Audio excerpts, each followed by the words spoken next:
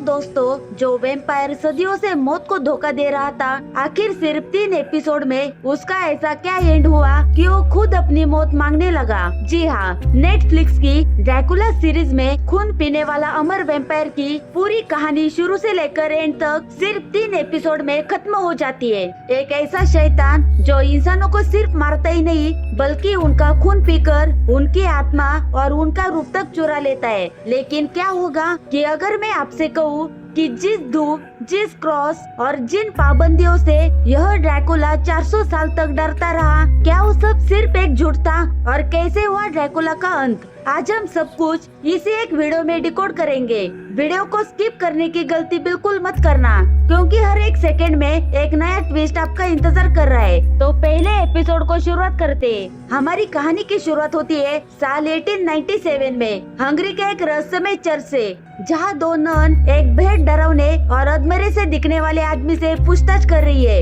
इस आदमी का नाम है जोनाथन हार्का। इसकी हालत देखकर ही रूह कांप जाए। पूछताछ करने वाली मुख्य नन का नाम है सिस्टर आगाथा, जो जोनाथन से काउंट ड्रैकुला के बारे में जानना चाहती है। दरअसल जोनाथन 1 महीने पहले कुछ प्रॉपर्टी पेपर्स पर साइन लेने के लिए ट्रांसिल्वेनिया में काउंट ड्रैकुला के महल गया था, क्योंकि ड्रैकुला ने लंदन में कई सारी प्रॉपर्टीज खरीदी थी। जोनाथन ने पिछले 1 महीने में इस चर्च में रहकर ड्रैकुला के ऊपर एक पूरी किताब भी लिखी है। जोनाथन अब सिस्टर आगाथा को फ्लैशबैक की पूरी कहानी सुनाना शुरू करता है। जोनाथन बताता है कि जब वो पहली बार ड्रैकुला के उस विशाल और भूतिया महल में पहुंचा, तो ड्रैकुला एक बेहद बूढ़ा और लाचार इंसान लग रहा था। ड्रैकुला जोनाथन को रात के डिनर पर रोकता है और काम खत्म होने के बाद भी वही रुकने पर मजबूर कर देता है, ताकि वो जोनाथन से अच्छी इंग्लिश सीख सके।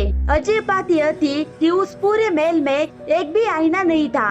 पहली रात जब जोनाथन अपने कमरे में सो रहा था, तो उसे दीवारों पर नाखून रगड़ने की अजीब आवाजें सुनाई देती है, लेकिन वो उसे वहम समझकर सो जाता है। पर असली खेल तो अगली सुबह शुरू होता है। जैसे जैसे दिन बीत रहे थे, जोनाथन दिन ब दिन बूढ़ा और कमजोर होता जा रहा था, जबकि बूढ़ा ड्रैकुला धीरे धीरे बिल्कुल जवान और तंदुरुस्त होता जा रहा था। उसकी इंग्लिश भी एकदम परफेक्ट हो चुकी थी। असल में ड्रैकुला हर रात जोनाथन का खून पी रहा था, जिससे वो उसकी यादें, जवानी और उसकी भाषा चुरा रहा था। घबराकर जब जोनाथन महल से भागने का रास्ता ढूंढता है, तो उसे एक कमरे में बहुत सारे अजीब बक्से मिलते हैं। जैसे वो बक्से खोलता है, उनमें से खौफनाक लाशें निकलकर उस पर हमला कर देती है। जोनाथन किसी तरह वहाँ से बचकर दूसरे कमरे में जाता है, जहाँ उसे ड्रैकुला की कब्र मिलती है, और वो डर के मारे बेहोश हो जाता है। जब जोनाथन को होश आता है, तो जवान हो चुका ड्रैकुला उसके पास बैठा था। ड्रैकुला उसे जबरदस्ती उसकी मंगेतर मीना के लिए कुछ झूठे खत लिखवाता है। जोनाथन समझ जाता है कि उसकी मौत तय है। भागने की आखिरी कोशिश में जोनाथन को एक गुप्त कमरा मिलता है, जहाँ ड्रैकुला की वैम्पायर पत्नी उस पर हमला कर देती है। ड्रैकुला आकर जोनाथन को बचाता है और उसे छत पर ले जाकर जान से मार देता है। लेकिन मरने के बाद जोनाथन दोबारा जिंदा हो जाता है, क्योंकि अब वो वैम्पायर बन चुका था, और छत से नदी में कूद जाता है। मछुआरे उसे बहता हुआ देखकर इस चर्च में ले आते हैं। सिस्टर आगाथा अब पूरी कहानी समझ चुकी थी। तभी पता चलता है कि आगाथा के पास बैठी दूसरी नन कोई और नहीं बल्कि खुद जोनाथन की मंगेतर मीना ही है। जोनाथन की दिमागी हालत इतनी खराब थी कि वो मीना को पहचान भी नहीं पाता। उसी समय एक चमगादड़ मीना को काट लेता है और उसका खून बहने लगता है। खून देखकर जोनाथन अपना होश खोने लगता है और खुद को तड़प से बचने के लिए अपनी छाती में लकड़ी घोंपकर खुदकुशी कर लेता है। उधर ड्रैकुला एक भेड़िया का रूप लेकर चर्च के गेट पर आ जाता है। सिस्टर आगाथा उसे पहचान कर असली रूप में आने को कहती है। आगाथा को पता था कि कोई भी वैम्पायर बिना निमंत्रण के अंदर नहीं आ सकता। वो अपना खून ड्रैकुला पर छिड़क कर उसे गुस्सा दिलाती है। ड्रैकुला उसका खून चक्कर समझ जाता है कि ये आगाथा वैन हेल्सिंग है। ड्रैकुला बाकी नन को अमरता का लालच देता है कि कोई उसे अंदर बुला ले, पर कोई तैयार नहीं होता और वो गुस्से में चला जाता है। चर्च के बाहर से जाने के बाद ड्रैकुला खिड़की के रास्ते से जोनाथन के कमरे के पास आता है, जो वैम्पायर होने के कारण अभी भी तड़प रहा था। ड्रैकुला उसे झांसा देता है कि वैम्पायर खुद अपनी जान नहीं ले सकते।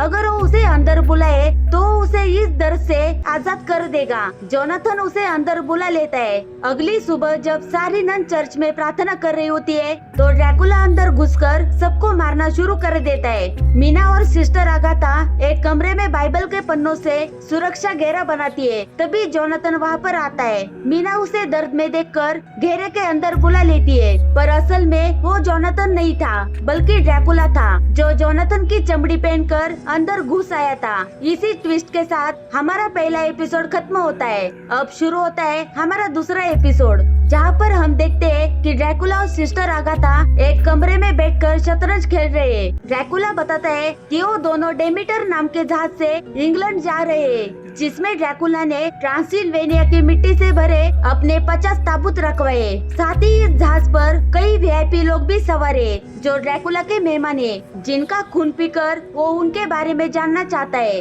सफर के दौरान जहाज से रहस्यमय तरीके से लोग गायब होने लगते हैं। सबको शक होता है कि कातिल कमरा नंबर 9 में छुपा है। जब कैप्टन अकेला जाकर जांच करता है तो वो झूठ बोलता है कि वहाँ सिर्फ एक बीमार महिला है, लेकिन जब लोग जबरदस्ती कमरा नंबर 9 खोलते हैं तो अंदर सिस्टर आगाथा बेहद कमजोर हालत में मिलती है। अब यहाँ से कहानी अतीत में जाती है। चर्च वाली रात जब ड्रैकुला मीना को मारने वाला था, तब आगाथा ने खुद को ड्रैकुला के हवाले कर दिया था ताकि वो मीना को छोड़ दे। शतरंज का वो खेल असल में आगाथा के दिमाग में चल रहा एक सपना था। ड्रैकुला रास्ते भर उसका खून पी रहा था। अब जब सब आगाथा को देख लेते तो चालाक ड्रैकुला सारी हत्याओं का इल्जाम आगाथा पर लगा देता है और लोग उसे फांसी देते हैं। लेकिन आगाथा मरने से पहले अपना खून ड्रैकुला पर फेंक देती है, जिससे उसका असली रूप सबके सामने आ जाता है। लोग क्रॉस बनाकर ड्रैकुला को डराते हैं और आगाथा मौका पाकर ड्रैकुला को आग लगा देती है। ड्रैकुला पानी में कूद जाता है। आगाथा कैप्टन को बताती है कि ड्रैकुला पानी के नीचे छिपे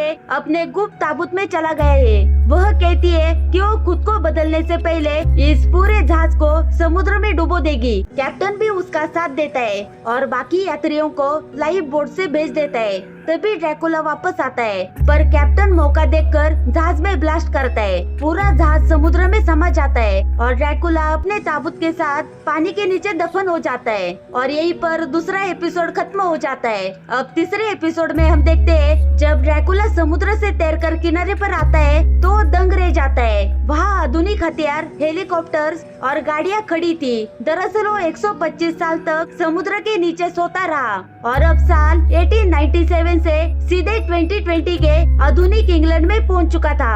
वहाँ उसका सामना आगाथा जैसी दिखने वाली उसकी वंशज डॉक्टर जो वैन हेल्सिंग से होता है। ड्रैकुला चमगादड़ का रूप लेकर वहाँ से भाग निकलता है और एक कपल के घर में घुसकर एक को मारकर लाश फ्रिज में छुपा देता है। पर डॉक्टर जो वहाँ पहुंचकर छत तोड़ देती है और धूप से बचने के लिए ड्रैकुला को ताबूत देती है। ड्रैकुला जो को अकेले मिलने बुलाता है और उसका खून पी लेता है, लेकिन खून पीते ही उसे उल्टी होने लगती है क्योंकि डॉक्टर जो को कैंसर था और उसका खून ड्रैकुला के लिए एक जहर की तरह था, जो की टीम ड्रैकुला को पकड़कर अपनी लैब में बंद कर देती है, जिसे जोनाथन हार्कर फाउंडेशन जो मीना ने बनाया था अब वह चला रही थी, जो ड्रैकुला के खून पर रिसर्च करना चाहती थी। पर तभी ड्रैकुला का एक पुराना वकील आकर कानूनी दावपेच से उसे छुड़ा ले जाता है। परेशान होकर डॉक्टर जो खुद ड्रैकुला का खून पी लेती है, जिससे उसे अपनी पूर्वज सिस्टर आगाथा की सारी यादें मिल जाती है। आजाद होकर ड्रैकुला इंटरनेट पर अपने लिए एक नई लड़की ढूंढता है, जिसका नाम था लूसी वेस्टनर। लूसी बेहद बिंदास लड़की थी।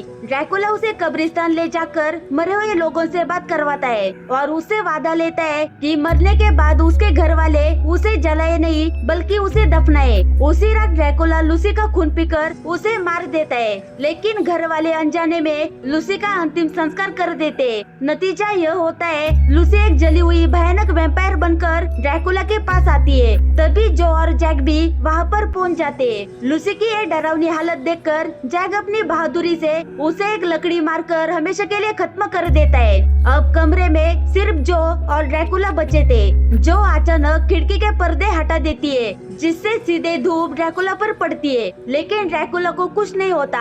ड्रैकुला खुद हैरान रह जाता है। तब डॉक्टर जो उसे बताती है कि धूप से डरना, क्रॉस से डरना या बिना निमंत्रण के अंदर ना पाना, ये सब सिर्फ ड्रैकुला के मन का वहम था। वह 400 सालों से खुद ही इन नियमों का गुलाम बना हुआ था, क्योंकि उसे मौत से बहुत डर लगता था। उसके सारे पूर्वज युद्ध में वीरगति को प्राप्त हुए थे, पर ड्रैकुला कायर था। लूसी को वो इसलिए पसंद करता था क्योंकि लूसी मौत से नहीं डरती थी।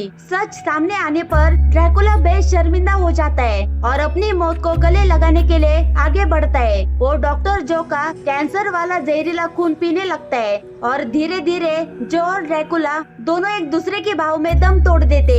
इसी भावुक और डरावने मोड़ पर ड्रैकुला का खौफनाक सफर हमेशा के लिए खत्म हो जाता है। तो दोस्तों, कैसी लगी आपको ड्रैकुला की ये अद्भुत और रोंगटे खड़े कर देने वाली कहानी? हमें कमेंट सेक्शन में जरूर बताएं। वीडियो पसंद आया हो तो लाइक करें और चैनल को सब्सक्राइब करना न भूले, ताकि ऐसी बेहतरीन सीरीज के एक्सप्लेनेशन आपको मिलते रहे। तो मिलते हैं अगले वीडियो में, तब तक के लिए धन्यवाद।